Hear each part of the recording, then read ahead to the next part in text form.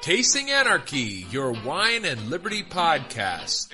Join Mason and Jake each week as they try new wines and discover how much government is in your drink. This week I am joined by a very special guest. As you all know, I drink a lot of Texas wine, and I've been trying to have Texas wine growers and winemakers on the show a little bit more. We've had other winemakers and wine growers from out of state, but for some reason I've had a hard time pinning down Texas growers. And today I've got Roudy from Bolen Vineyards here to talk about both growing grapes in Texas and making wine in Texas. Because from what I understand, Rowdy, you just recently have started getting into, I guess, commercial winemaking. Yeah, we were part of another winery for about the last 2.5 years, and we parted ways with that winery, and we were able to keep some of the Merlot that we had started with them, and yeah, we're starting our own tasting room and little production facility, and just doing limited production wines. That's awesome. I'm excited about that.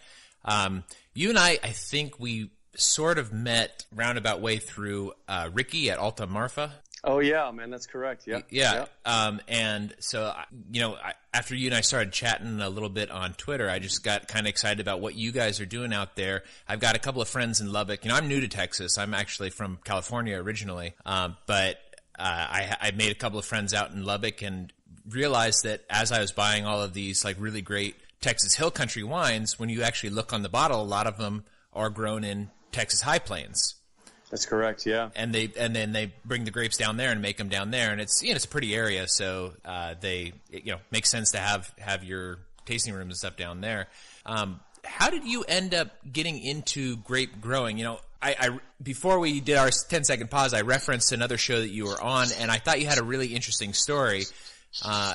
You want to get into a little bit of like how did you get into grape growing, and like what are your roots in the grape growing and winemaking industry? Yeah, sure. So my family's been heavily involved in agriculture for a really long time. We ran sheep and goats on our ranches south of Midland, and I started riding horses when I was about 4 or 5, and getting out working with my granddad, and we'd move sheep in and we'd shear, and we'd keep some lambs and take some ewes to the auction, and so agriculture has kind of been in my blood for a really long time. And my next door neighbor, he was on a wheat harvest. He owned a combining company, and so they would go from wheat field to wheat field, and they would pick up contracts. And one place they stopped at was near Neil Newsom's vineyard out in Plains. Oh, okay. And started talking to Neil about growing grapes and why he grew grapes, and it just kind of grew, man. We started talking, and he's like, man, he said, there's a real need for these grapes. They don't have nearly enough for all the Texas wineries to be able to make Texas wine with, and he's like, man, we really should kind of do something with that, because we only own like 15 acres here. Oh, okay. And so I was gonna just fence it off and have 20 head of sheep and just try to have a few lambs here and there, and man, next thing you know, here we are planting wine grapes, and talked with the extension service. We did a lot of research. Talked with the extension service, and we were going to plant cab originally, and they're like, man, if you're a first-time grower, let's plant something easier. Let's plant Merlot. Mm-hmm. And we're like, all right, sounds great. He literally called it the training wheels of grapes. Oh, that's funny.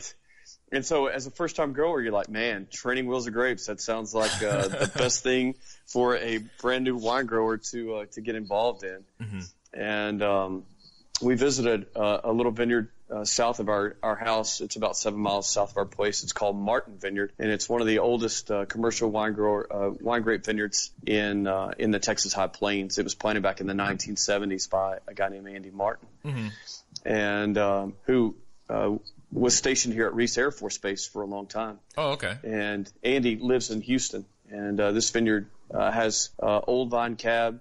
That's probably the trunks are probably about as big as my thigh is. They're just massive. They're like trees. Wow. And so it was really a unique place for us to go and just kind of stroll through the vineyard, look at it, and see what it looked like. And we're like, man, this is a fantastic experience to be able to walk through this and try to get a little bit of knowledge about they're planting on, every 4 feet, and these rows are 10 feet wide. And so we started using some of the aspects of what we had seen at this vineyard, and started kind of planning what we were going to do for our own. And it kind of snowballed from there. We planted an acre in 2010. We planted another acre in 2011. And then we branched out. We planted Malbec in 2012. And then last year we planted Mourvèdre for my daughter, who's 16. So she's got a little Mourvèdre vineyard that we'll make into a rosé. And it's for a 4-H FFA project called Record Book. Cool. And so she has to start a business, and then show expenses and profits. And our ag teacher at Smyer, he came to me and he's like, man, he said, I guarantee nobody in the state of Texas has a record book that's done on viticulture. He's like, let's do one, and let's get your daughter some scholarships. And we're like, yeah, sounds great, man. We'll just make it into wine and continue to use it once she graduates from high school. And he's like, perfect, that's great. Yeah.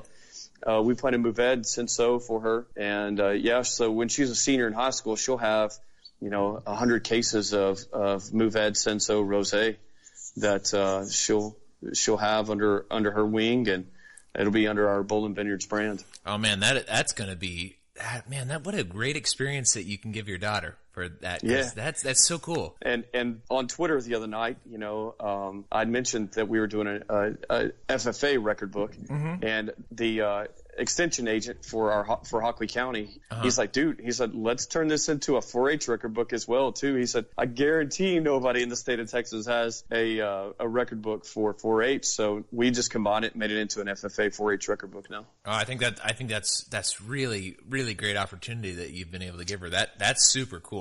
And I don't know that much about what grows great in Texas, but I've heard that. And how are you saying? I've always said Mourvèdre, but I don't. I think you can kind of say it any way you want to. It's like Malbec. Yeah. I always call it Malbec, and some people call it Malbec. Yeah, I've also always said Malbec as well, but I don't know if that's just a Texan or yeah. Yeah, well, because me and my co-hosts on this show, we're notorious for pronouncing everything incorrectly, and we get messages all the time of people going like, no, that's not the way it's said. It's said this way, and then they spell it, and we're like, oh, well, okay, I guess that's it. Man, if I grow it, I get to call it whatever the hell I want to. Okay, that's it. Yeah.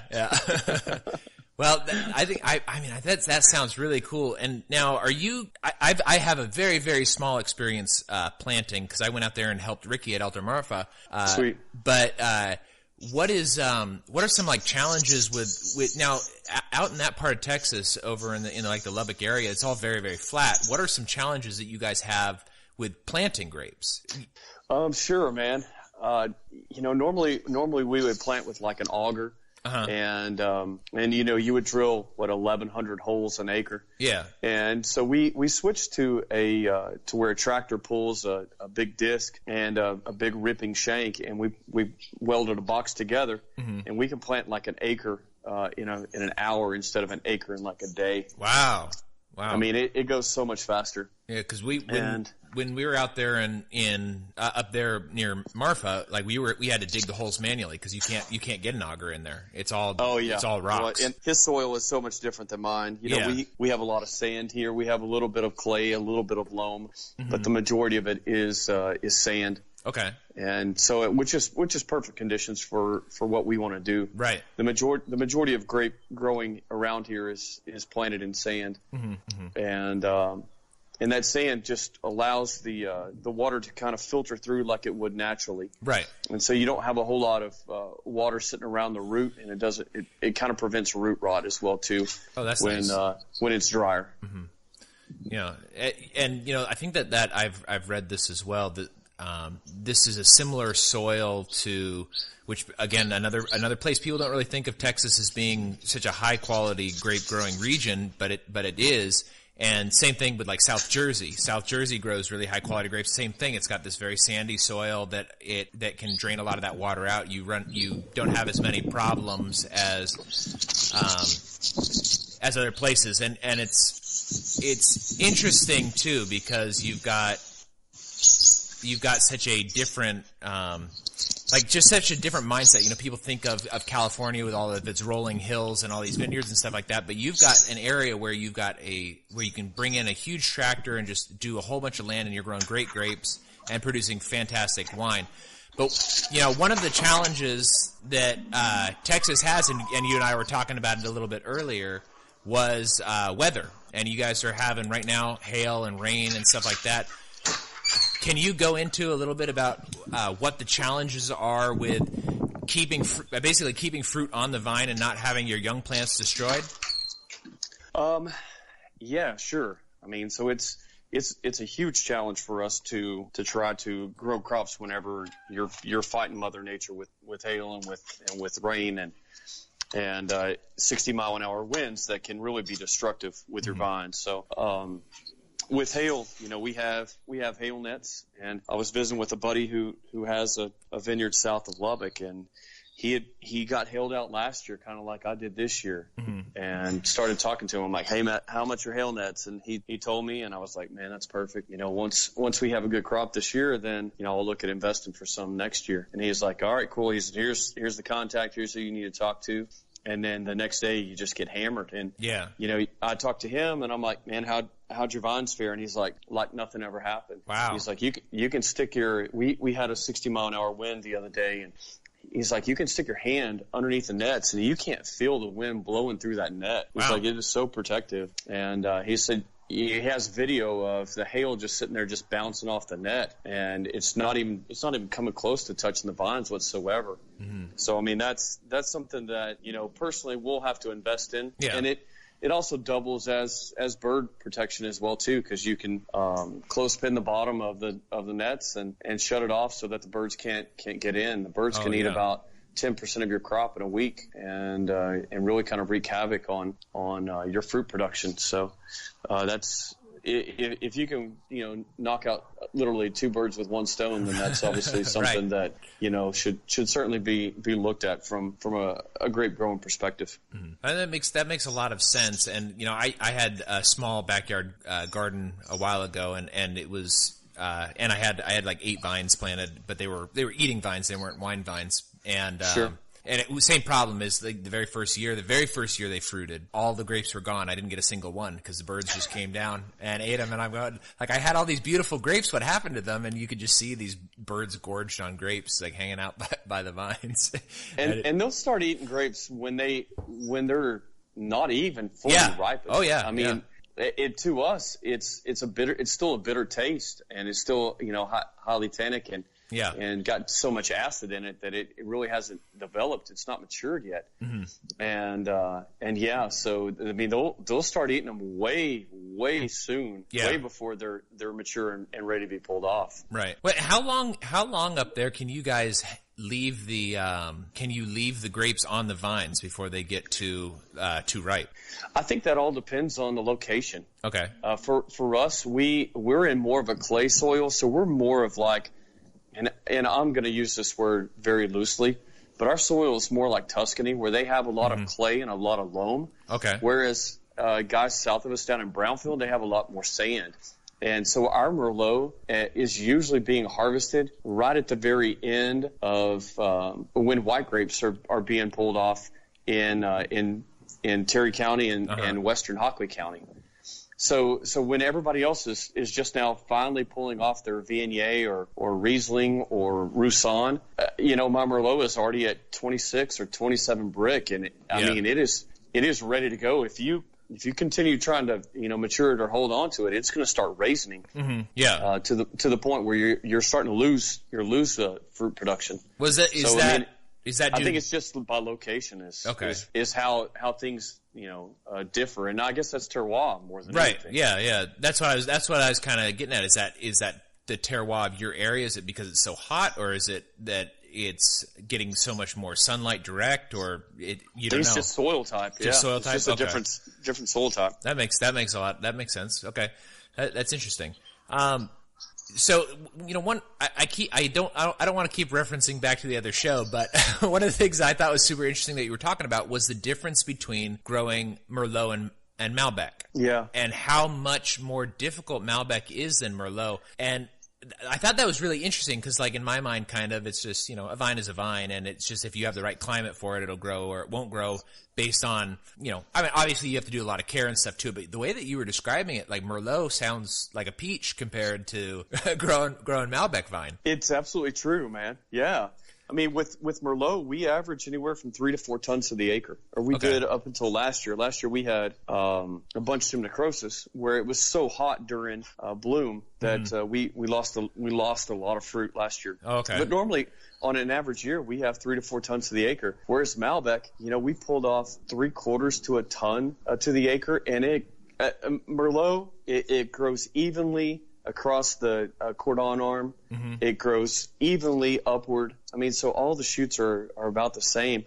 Whereas Malbec, it'll push shoots from all sorts of places that didn't even have a bud. It literally grows like a jungle weed. We have to go in and thin it out and thin it out and thin it out, and it produces suckers from the ground. It'll produce suckers the entire summer. Wow. So you'll get rid of suckers in April. You'll get rid of suckers in May. You'll get rid of suckers in June and July and August. And I mean, it finally stops growing suckers in September, thankfully. But the entire year, it is like it's like one of the Real Housewives of Orange County. It's very high maintenance. Yeah. So I mean, it requires a lot of work. And when we first planted it in 2012, we had a freeze that year. And so everything that we had grown up was shot back to the ground. So we had to retrain everything. And then in 13, we had another freeze, so we had to retrain it again. And then 14, we had another freeze, so we had to retrain it again. So it's constantly just been a whole lot of training, a whole lot of work. And finally now we've got it on the cordon, on the cordon wire. And we were set up to have a really good year.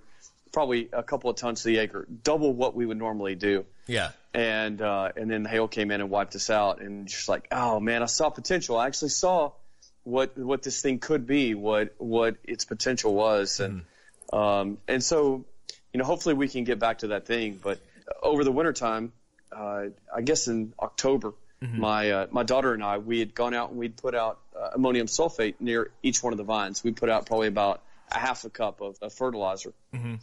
And rain soaked it in, which was great. And then in December, we had a 9-inch snow, and that snow sat around for about 4 or 5 days. And that's crazy. And usually when it snows like an inch here or dusting or something like that. Yeah. But man, 9-inch snow, that was pretty ridiculous for us. Oh yeah. And when the vines came out in March, or at the end of March or the beginning of April, dude, they shot up like rockets, and there was fruit everywhere. And you're like, I've got to water these things in the wintertime because they really rely on moisture when you don't think they need moisture. Okay. Because they're dormant and they're leafless or whatnot. But man, they really need moisture in the wintertime. Okay, that makes a lot of sense. So do you normally turn off your irrigation during the winter just because it's wetter? It's colder too, and you have that possibility of your water line's busting, and you have to fix it whenever it's 20-something degrees outside. And Lubbock's a little bit different than, just being where we are. It can get down to below zero sometimes. Usually it's in the 20s or 30s. Yeah. But sometimes it can get between 0 and 10 degrees. And one year it stayed between 0 and 10 degrees as the high for about 4 days. And Holy cow. That's pretty cold, dude. That is really cold. You really run the risk of having to fix a lot of irrigation. Yeah. If you continue to water during the wintertime. Okay. Well, that makes sense. But now one of the things too that I recall that you mentioned was that even though the Malbec was very difficult to grow, you had a fantastic wine that won some awards that was made out of your Malbec, and I think blended by some people nearby you as well. Is that correct? That's correct. Yeah, we used to be partners with in a winery called Trilogy Cellars, and it was our vineyard, Bolen Vineyards, and Steve Newsom, who has a Monastery Vineyards, and he's in Sundown. Okay. And then Chase Hill, who has Crick Hill Vineyards, and he's just west of Levelland. So all three of us were based in Hockley County, and all three of us grew grapes around Levelland, which is about 25 miles west of Lubbock.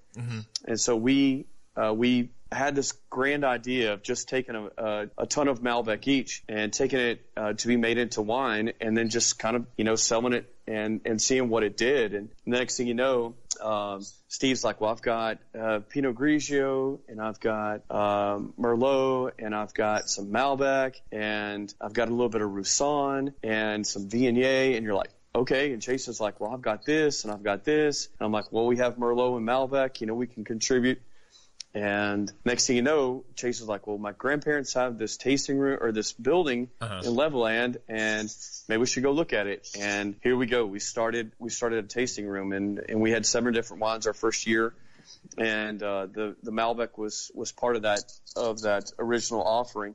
And so we all put in a ton of Malbec, and we turned it into wine. And it was all 3 on their own are really good, but man, once it came together, it was phenomenal. And it won double gold, best of class at San Francisco. It was the top Malbec in the wine competition, and it won gold at Texom, which is hard to do, man. Yeah. Anytime that you win gold at Texom, you're doing something right. And it won several other awards, but it was a phenomenal wine. We still have a couple of cases of it, and I think I mentioned that, we open it up on special occasions or when we're cooking hamburgers and hot dogs out on the grill. I mean, it doesn't matter. It goes with just about anything, but it always holds a kind of a special place in our hearts for sure. Well, and was that experience what kind of drove you toward basically making your own brand for being a winemaker?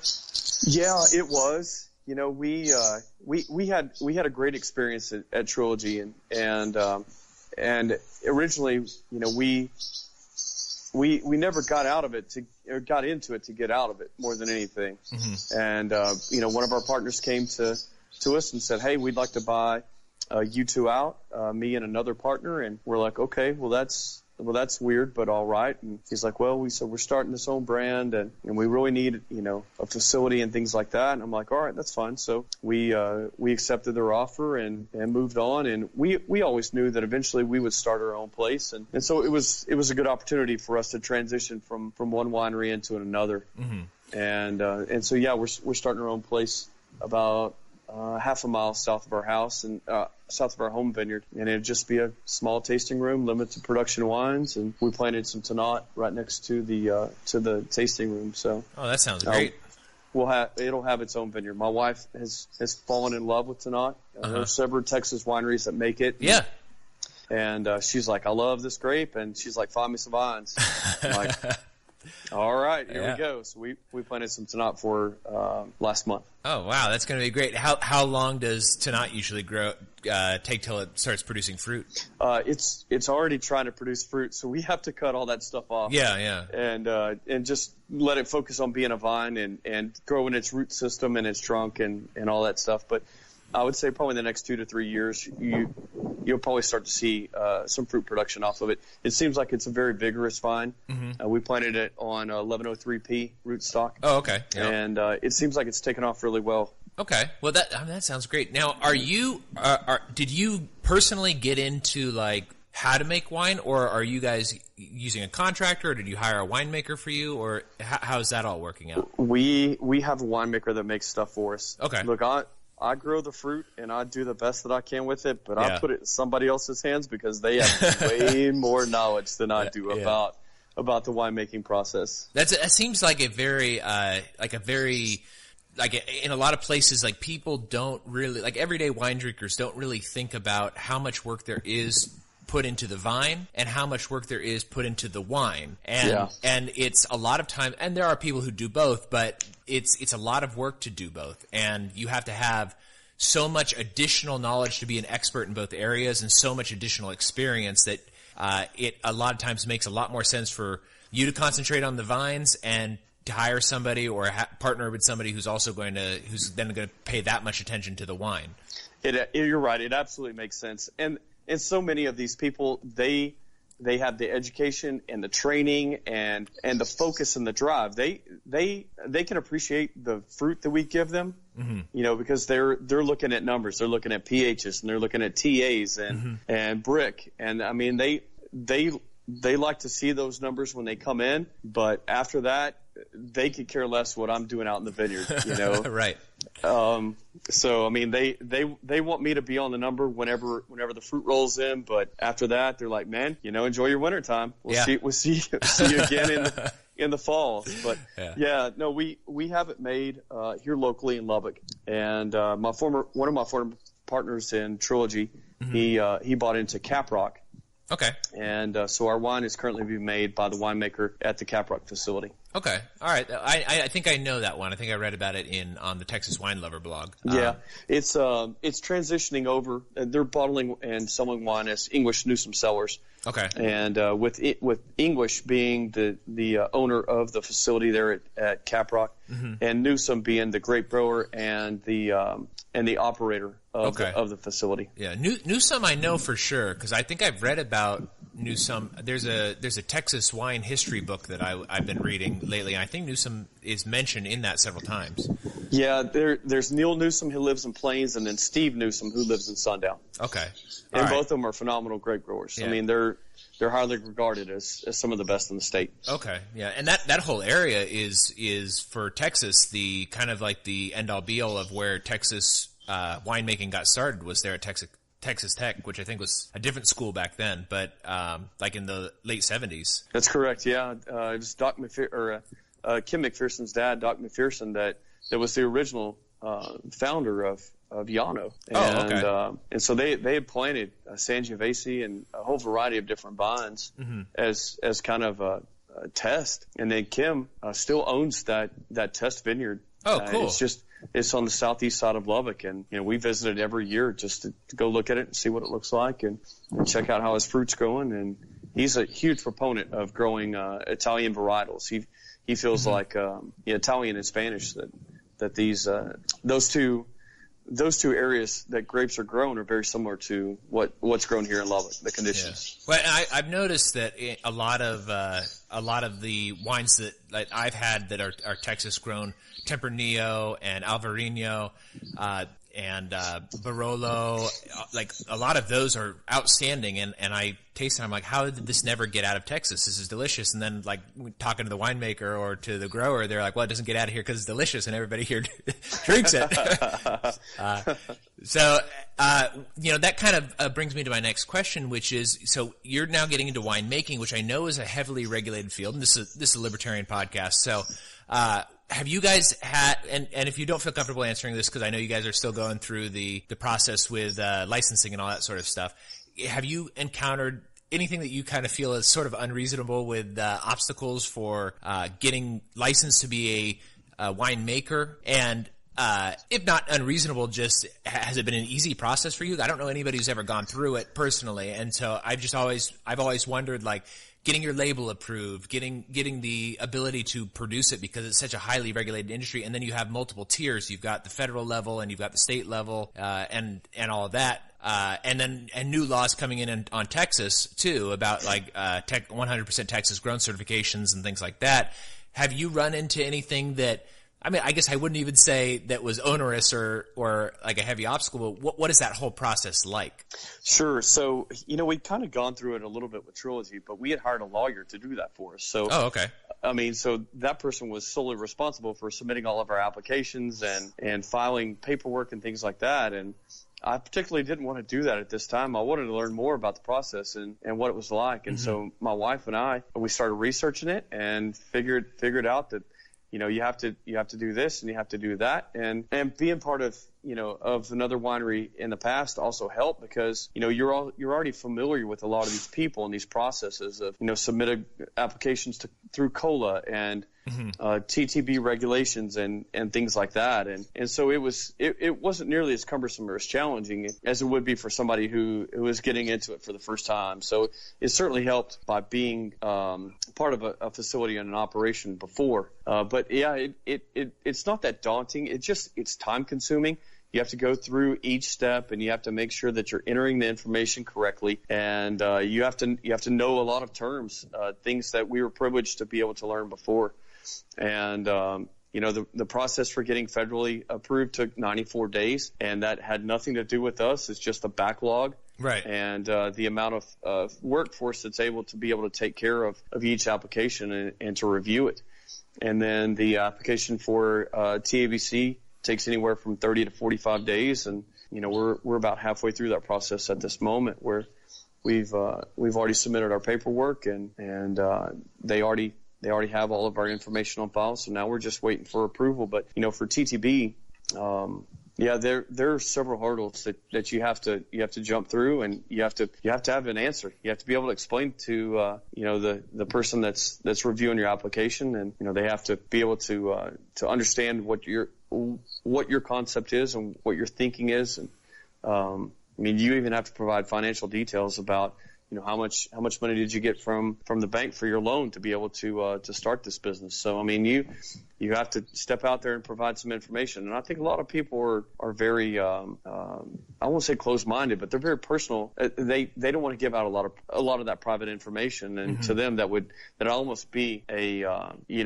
almost a privacy concern for them. But for us, we're like, hey, we already have wine sitting in a bottle that's in a shiner that's sitting over at Caprock that's unlabeled, and we kind of need to get this process going. So let's get this thing started. We really don't care what kind of questions you have for us. Whatever you need. Here we are. We've got that information. Okay, that's good that it wasn't that difficult. Like I've had some experiences with various levels of government where sometimes they lose your paperwork, or they ask you all this stuff that doesn't make sense, or the forms don't make any sense. But once you get approved and you're a certified grower and all that sort of stuff, if you want to make a new wine, do you have to submit your labels every single time to get approved? How does that process work? Every single time. Oh, okay. So every single time, even if you're not making a new wine, even if it's no. So let's just say that for the 2017 vintage, which is what we're working with for our Merlot, we had to go ahead and submit the label to COLA for approval, which is part of TTB. Okay. And so they look at it, they make sure that it has alcohol percentage, it has year, it has name, it has your business name, it shows exactly where it was grown. So for us, it was Hockley County, Texas High Plains. So on our label, we make sure that we clearly put Hockley County, Texas High Plains, because that's where it was grown. Okay. If it was half of grown here in the Texas High Plains and half grown in the Texas Hill Country, and they took two Merlots and they blended them together, then they would just call it Texas. Okay. And if it came from out of state, then it would be called American. On that label, you have to be specific about what you've got in the bottle and how and where it was grown, because they want the truth in labeling to reflect that. They don't want you to be able to deceive the customer and say, hey, look, this was grown right here in Lubbock, Texas, and it really wasn't. So right, okay. All that information has to be clearly shown on the label. Okay, and so now when you get this Tannat going through, you'll have to submit a Tannat label as well, and they'll have to approve that. Correct. Yeah. Okay. And so for the 2018 vintage, we'll have to go ahead and resubmit a label. Oh. And it's not nearly as difficult, because all you're doing is changing the year. Okay. And because the 2017 Merlot is going to be exactly like the 2018 Merlot, and so you just change the year, and the approval is 50 times faster than it was on an original label, because they already have you on file, and they just look at the previous label versus the new label, and they're like, okay, 17, 18, alcohol content changed a little bit, sure, okay, granted, done, and they push it on through. It's so much faster. Okay. Well, that doesn't sound nearly as bad as I, like, in my mind, I'm like, you've got all these spooks like hanging out at your vineyard, like inspecting all the grapes and that sort of thing. Very rarely do you get audited where they come out and they're like, all right, let's test the Merlot to make sure you have 100% Merlot in here, or 80% Merlot and 20% Malbec. Right. So yeah, okay. Once you submit that into them, I think they fully trust that you're actually putting what you say is in the bottle. Yeah, they probably have way more work than they can deal with anyways. So. I think that's absolutely true too, man. So I'm not saying that you can get away with things, quote unquote, right. But I think they really trust that you're actually putting in there what you say you're putting in there. All right. Okay, well that's I think that's really interesting. This is the first time I think I've talked that much with an actual producer about the regulatory process, and we Mason and I, my co-host, we kind of read about this stuff a lot, and we're always like, well, this sounds ridiculous to me, and but it coming from somebody who's actually experienced it, it doesn't sound as bad. So. No, we've never really had any problems. I mean, of course, they send us an email back and they're like, change the font size here, so it's from 6 point to 7 point, or whatever. Okay, right. And so you're like, okay, well that was stupid, but all right, I'll do that. Right. If that gets my label approved, I will change the font size 1 point to make you happy. Okay. Well, I got one last question for you, Rowdy, before we move on, and actually, let me do two last questions. The last one will be, what are your plans for Bolen Vineyards and now Winery going forward? I mean, you mentioned that you're going to do Tannat. Do you have any other grapes that you're really excited to try out? What is your vision for Bolen Family Vineyards and Winery? So for this year, we'll have 4 different wines. We'll have when we open in July or August, we'll have a Merlot that's from 2017 that is absolutely phenomenal, and I guarantee that when we submit it to some of the award competitions, I'm going to win a belt buckle or a saddle or some really big award, because this Merlot is really phenomenal. We held it to 27.5 brick. It's the longest that we've ever had it held onto it, and so it hung out on the vines between 25 brick and 27 for about another 2 to 3 weeks. So it got way more hang time, way more sun exposure. And I can't tell you what a huge difference it made between the 2016 vintage and the 2017 vintage. It is absolutely crazy. So we kind of know what our standard and what our mark is, where we want to shoot to. And the 3 other wines that will be part of our original release will be a dry muscat, which I know a lot of people have never experienced a dry muscat before. Yeah, I've never. And it is great. And then we'll have a sweet muscat, and then we'll have a kind of a blend of it's almost like a semi-sweet rosé blush style wine. So it's like half and half. You get a little bit of the dryness, but you get a little hint of strawberry. Okay. On the end. So it's really kind of unique. It'll be a fun wine. I think people will really appreciate it in hot weather. Okay. And on that dry muscat, what's the alcohol level on that? Because you probably have to ferment that a lot longer. It's not nearly as bad. It's probably in the 13 range. Oh, that's nothing. Okay. I'd have to go back and look at the label, but it's nothing like the Merlot, which is like 15.5. Okay. Oh, wow. Okay. I mean, so the Merlot's pretty hot. Like, you probably only can drink a couple of glasses before you have to take a step back and say, okay, calf rope, I'm done for a minute. Like, I think we're gonna have to be very we're gonna have to be very controlling when we hand out glasses of Merlot at the winery, because I think it can kind of get to people's heads really quickly with that high alcohol content. Yeah, especially with Merlot, because that's not one that you think of as being that hot. And but it sounds awesome. that sounds like a Merlot for me. It's the high brick. When you hold it to a higher brick like that, when it's 27, then man, you push that alcohol content way up. Wow. If it's a 25 brick, then it's in the low 14s. If it's a 26 brick, it's in the high 14s. And 27, now you're pushing it over 15% alcohol. Wow. Okay, that I think that's going to be good. I'm going to have to come out. That's this July that you guys are going to open up? Yeah, we're hoping to open up sometime this July. I'm going to have to keep an eye out for that and drive out, like plan my Lubbock trip for that time. Come down to your guys' tasting room, because that sounds awesome, dude. And we won't be any distribution. We'll be in a few select restaurants, but we'll only have 100 cases of Merlot, so it'll be limited production, limited release, and kind of a special thing where you're not just offering it to a million people. Like, a select few get to taste your wine, and you really get to experience that, because you get to see the smile on their face and the enjoyment after they try it, and just kind of that wow shock factor, like, holy cow, you grew this a half a mile north of here, and you're like, yep, yes I did. And that's going to shock a lot of people, because I think that Texas is still coming into its own as people recognizing that this is a great place to grow grapes and a great place to produce world-class wines. And that's, I think you're going to be able to showcase a lot of that. I think it's going to be really, really, really cool. I think so as well too, man.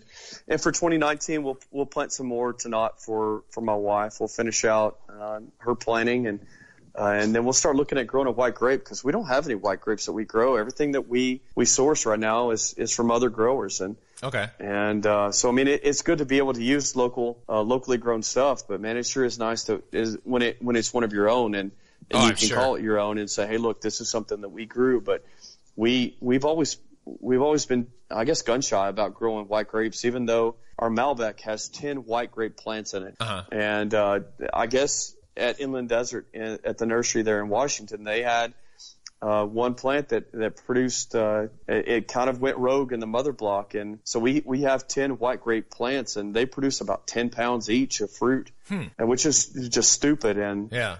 Do you know what they are? And I have no clue, man. I sent him a picture of the leaf and the fruit cluster. Yeah. Once it had ripened, and he's like, it either looks like Riesling, or it looks like Chardonnay, or it looks like this. And I'm like, dude, come on, like, which one is it? He's like, I have no idea. And then like 2 weeks later, he calls me and he's like, Rowdy, you're not going to believe this. He's like, another grower who also bought Malbec in 2012 also has these rogue white grapes that are growing in their Malbec as well too. He's like, I have no clue what these are. And so I'll probably send off a tissue sample to UC Davis. Okay. And they'll be able to to run it through their computer system and break it apart and really tell you what variety it is. And once we figure that out, man, I'm planting the hell out of that thing, because it grows a lot of fruit, and it is so pretty. They're like little. They're about the size of like the old iPhone 4. Yeah. Like that small, before they came out with the 6s. And so it's like a small iPhone 4, but it's like a little grenade, and it is white. I mean, it's just a white grape, and the birds don't touch it because the birds think that it's unmature fruit, and they just leave it alone. Oh, man, that sounds great. Oh, man, I'm so curious to know what it is. That's so interesting. Man, if you go back and you look at my Instagram last year or the year before, you'll be able to, and just kind of scroll through the feed, you'll be able to see them, because I post about them all the time. And I'm like, what the hell is this thing? And I have followers from all over the world on Instagram, and guys from Australia are like, man, that's Chardonnay, I guarantee it. And guys from California, they're like, no, that's this. And I'm like, no, I have no idea what this thing is, but if I can ever pinpoint it and figure it out, man, like I said, I'm planting the hell out of it. So man, that sounds awesome. In about 2020, we'll see what it is. See if we can't plant a half acre of it and kind of get it rolling, because it produces phenomenal fruit, man. And I'm eager. I keep trying to, and we got wiped out this year, and I keep trying to take, these 100 pounds of fruit and take it to the winery and just get the winemaker to, just do like a homebrew kind of deal, where he's throwing a little wild yeast on there and just kind of making it into his own. And just, I'm curious, man. I want to try it. I want to taste it. I want to see what it's like. So, I mean, 100 pounds is not a whole lot of fruit to really do anything with, but for a winemaker, they can work their magic and see what its potential could be. Well, I know that I'm from California, but I lived in Virginia for a while, and there's some people out there in Virginia who go and pick wild American grapes, not vitiviniferous, but the American style, and they make like a 5-gallon jug of grapes, just. So you can make a 5-gallon jug of whatever that wine is, and if a winemaker is doing it, it's probably going to turn out well. Not like what they're producing. So I understand that. Yeah, so that would be really cool. I'm very curious. I'm gonna do my best when you guys open up. I'm gonna come out there to Lubbock, because there's a couple other wineries out there that I wanted to visit as well. So my last question for you, Rowdy, is do you ever need any unknowledgeable manual labor to help you do harvest or plant or anything like that? Because I love doing that kind of thing. Yeah, absolutely. What little fruit we have out this year, we're probably going to try to hand harvest it, and we'll just do a wild field blend of whatever it is. Okay. If it's a half a ton of Merlot and a half a ton of Malbec, and just try to make, 50 cases or whatever. And dude, you talk about ultra limited production. That's like $100 a bottle kind of thing. But yeah, man, when we start to harvest, then I'll probably post on Instagram and Twitter and say, hey, look, now's the time to come help us. And when we finish, I promise we'll go grab a glass of wine over at the winery, and we'll just hang and chill and talk about life and what's going on, and definitely show some appreciation for you guys coming out and helping. Well, that sounds great. I definitely will plan to do that. I've got a very flexible job these days, so I can usually take those trips, and I love doing that kind of thing. So awesome, man. Do you have anything that you want to plug for the listeners? Anywhere that they can reach out to you if they want to? Or you said right now your wines are not really widely available, but I guess they probably want to follow you on Instagram and Twitter just to keep an eye out for when it does become available. Yeah, sure. So they can follow us on Instagram and Twitter. Our handle for both is @Bolen Vineyards. So we were fortunate enough to be able to get the same Twitter and Instagram account, which is always handy. Yeah, it is. And then we have a Facebook account as well too, which is also Bolen Vineyards. So all three of them are the exact same handle. And then I took our website down because it was primarily focused on the grape growing process. But now that we're starting our own tasting room and winery, then I have to rebuild it and make it a little bit more e-commerce friendly. So okay. It's currently not available, but it will be here pretty soon. All right. Well, thank you very much for joining me. I really appreciate it. You're my first Texas winemaker and grower. So man, that's absolutely scary, dude. That I'm the first guy. I mean, like William Chris, who we sell grapes to. I mean, you should definitely be talking to Chris Brundrett. You know what? I've been trying to get. I've got a lot of people. I've been talking to the owners of Coleman Cellars and Coleman's good. Yeah, man, they're I like very those good. Guys, yeah. Torna Locks and a couple others, and they're all willing to come on, but I just haven't been able to pin them down. All of them are so busy, and obviously, when I was reaching out to them, it was around planting season, so they were all busy doing planting and that kind of thing. So, right. But I'm glad I pinned you down, and I think this was a great first interview for Texas. Like I said, I've done others. I had a winemaker in Portland a little while ago, and I had a biodynamic grower in Southern Oregon, and he was real interesting. But this is definitely what I want to focus on with our shows, just because I live in Texas, and I think what's going on in Texas is so exciting. Well, I think you're kind of at the cusp of what can be and what will be. Yeah. What you saw and how, and I'm not saying that we're gonna be Napa, but I think you can kind of see where we're headed, and we recognize that fruit quality has to be better. Yeah. For the longest time, Texas. I'm taking a screenshot on my iPad, so just. Oh, sure. Bear with me. If you hear the clicking sound on the iPad, you know exactly what's going on. All right. But for the longest time, Texas did not produce enough fruit for these Texas wineries. Yeah. And now you're starting to see a whole lot more fruit grown by Texas growers.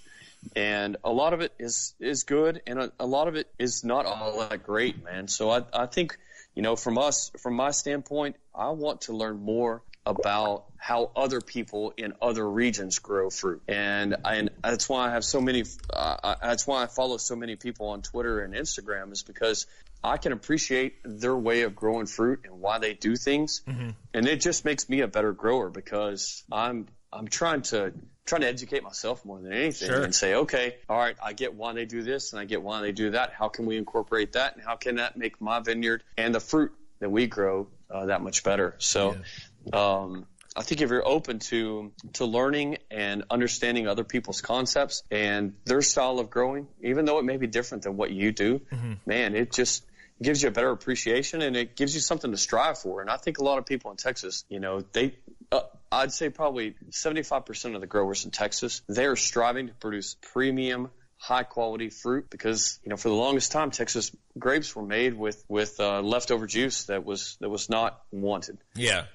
I'm not naming names here, but right. For the longest time, it was called Texas wine, but it really wasn't made in Texas. Yeah, absolutely. And so now it's our opportunity as Texas growers to step up and say, okay, and we've got to perfect our growing techniques and make better fruit. And I think a lot of the growers in this area are really stepping up and saying, okay, what do we have to do? Asking the winemakers, say, what do we have to do to make better fruit? What can I do to give you good fruit?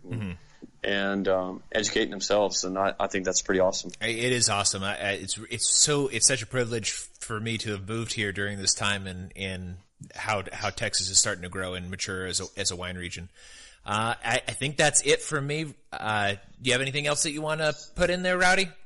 No, man, I think that's it, dude. I've enjoyed visiting with you. It's a lot of fun. Yeah, I look forward to visiting with you again. Yep, and I look forward to coming out and helping you and visiting with you in person. Awesome, man. Take care. All right, take it easy. Down windows and tearing down doors, drinking half gallons and calling for more, drinking wine, sporty, you to drink wine. Wine, sporty, you to drink wine.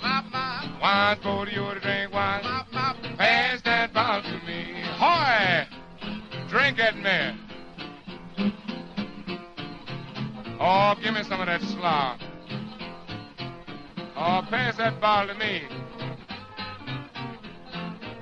If you want to get along in Peterstown, buy some wine and pass it around. The age runs up to 49. All them cats, they love sweet wine. Drinking wine, sporty, you to drink wine. Wine, sporty, you to drink wine. Wine, sporty, you to drink wine. Pass that bottle to me. Hoy!